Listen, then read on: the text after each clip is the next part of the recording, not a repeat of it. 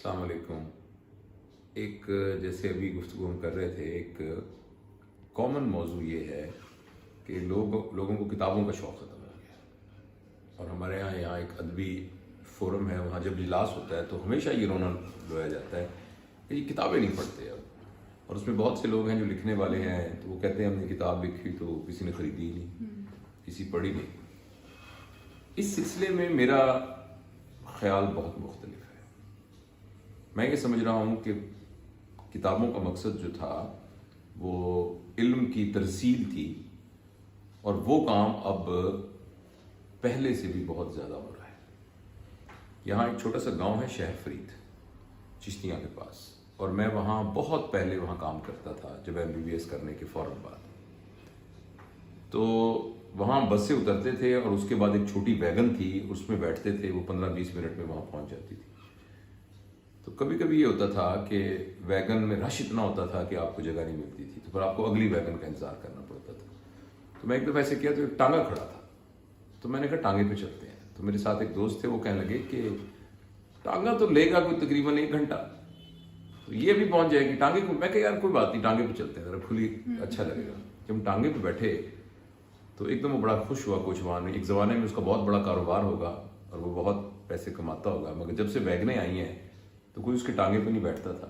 تو اس نے اپنا غصہ نکالنے کے لیے مجھے کیوں کہا، مجھے کہنے لگا آپ کون ہیں؟ میں نے کہا جی میں ابھی بھی اور پہلے بھی یہ بتاتا نہیں تھا کہ میں ڈاکٹر ہوں، فلاں جگہ پہ یہ کام۔ عموماً کسی عام ہو تو میں اپنا نام بتا دینا کافی سمجھتا ہوں۔ تو میں نے کہا جی میرا نام یہ ہے، جاوید اقبال ہے، اور میں یہاں کام کرتا ہوں۔ کہنے لگا، اس کی زبان تو اور تھی مگر اردو میں، کہنے لگا آپ کوئی خاندانی آدمی لگتے ہیں جی، آپ کوئی خاندانی آدمی ہیں۔ میں کہ کیوں؟ کہنے لگا یہ جو ہوتے ہیں نا ذرا شودے سے لوگ، یہ ویگنوں بگنوں پہ بیٹھتے ہیں، جو خاندانی آدمی ہوتا ہے نا وہ ٹانگے پہ بیٹھنا پسند کرتا ہے۔ تو مجھے یقین تھا کہ وہ غصہ اس بات کا نکال رہا تھا کہ کوئی اس کے ٹانگے پر بیٹھ نہیں رہا تھا۔ اب اس کا یہ خیال تھا کہ یہ جو ٹانگے پہ بیٹھنا ہے نا، بنیادی طور پہ یہی خاندانیت کی نشانی ہے۔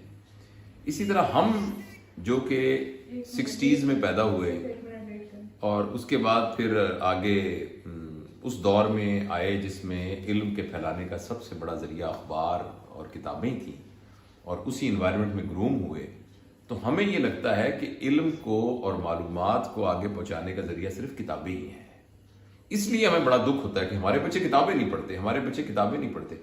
لیکن یہ بالکل ویسے ہی ہے کہ جب گھر کے باہر ایک گاڑی کھڑی ہوئی ہے اور ہم ضد کریں کہ تم ٹانگے پر بیٹھ کر ہی جاؤ۔ اب میں یہ سمجھتا ہوں کہ اب کے زمانے کے اندر اب کے بچے علم سے بہت زیادہ، یعنی معلومات سے، کتابوں سے بھی یہی ہوتا تھا نا، میگزین تھے، رسالے تھے، کتابیں تھے۔ اور مجھے اچھی طرح یاد ہے کہ چھوٹے چھوٹے محلوں کے اندر چھوٹی چھوٹی لائبریریاں بنی ہوتی تھیں، جس کو آنا لائبریری کہتے تھے۔ تو اکثر والدین آپس میں اپنے بچوں کی یہ شکایت لگایا کرتے تھے کہ دیکھو جی زمانہ کتنا خراب ہو گیا ہے، بچے جو ہیں وہ پیسے لیتے ہیں، ایک ناول لے آتے ہیں اور گھر بیٹھ کے ناول پڑھتے رہتے ہیں سارا دن۔ تو ان کو اس بات پر گلا تھا کہ وہ ناول کیوں پڑھتے ہیں، ٹھیک ہے۔ اسی طریقے سے بچوں کو گلا ہے، والدین کو گلا ہے کہ بھئی وہ اسمارٹ فون دیکھتے رہتے ہیں، کمپیوٹر میں بیٹھے رہتے ہیں۔ لیکن اس کے ذریعے سے جتنا علم اور جتنی انفارمیشن ان تک پہنچ رہی ہے، شاید کتابیں پڑھنے سے اتنی سپیڈ سے نہیں پہنچ سکتی، اور کتابیں اب اس سپیڈ کا سہارا یعنی اس کے ساتھ یعنی پیس بائی پیس چل نہیں سکتی۔ ہاں میری بات اور ہے، چونکہ میں اس زمانے کا گرو کیا ہوں تو اس لیے مجھے کتابیں پڑھنی پڑتی ہے۔ میں ہارڈ کاپی جب تک نہ پڑھوں تو مجھے سمجھ نہیں آتا، تو میں کتابیں پڑھتا ہوں۔ لیکن بچوں سے اس بات کی توقع رکھنا کہ وہ لائبریریوں میں بیٹھے رہیں، یہ بہت ہی ناجائز توقع ہے۔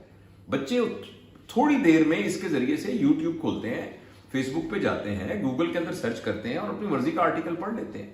دیکھیں کتاب ہے پاور آف ناؤ، ایک ہارٹ ٹولی کی لکھی ہوئی ہے، بہت زبردست کتاب ہے، سب کو پڑھنی چاہیے۔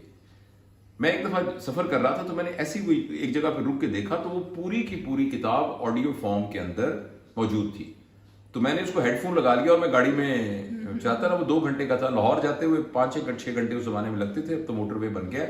تو میں نے وہ کتاب صاحبال جاتے جاتے ساری کی ساری ہیڈ فون سے سن لی۔ میرے لیے اس کتاب کو یوں رکھ کے اہتمام کے ساتھ پڑھنا زیادہ ایگزاسٹو ہوتا، زیادہ تھکا دیتا بنسبت اس کے۔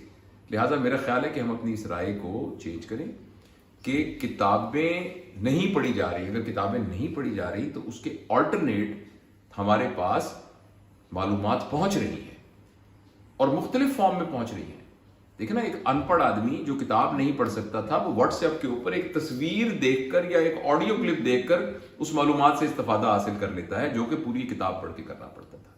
لہٰذا ایک جو پرانا نوسٹلجک خیال ہے کہ زمانہ بڑا خراب ہو رہا ہے، زمانہ بڑا خراب ہو رہا ہے، زمانہ خراب نہیں ہو رہا. ہم پچھلے زمانے میں سانس لے رہے ہیں، زمانہ بالکل خراب نہیں ہو رہا. اور ایک حدیث شریف کا مفہوم بھی ہے کہ تم زمانے کو کبھی برا مت کہو، تم اپنے لحاظ سے سب سے بہترین زمانے میں پیدا ہوئے ہو. تو میں سب کو یقین دلاتا ہوں کہ بالکل بے فکر رہیں اس بات پہ، بالکل آپ پریشان نہ ہو کہ بچے کتابیں نہیں پڑھ رہے. بچے ان کتابوں سے زیادہ ایکٹیو ذریعے سے معلومات حاصل کر رہے ہیں. Thank you.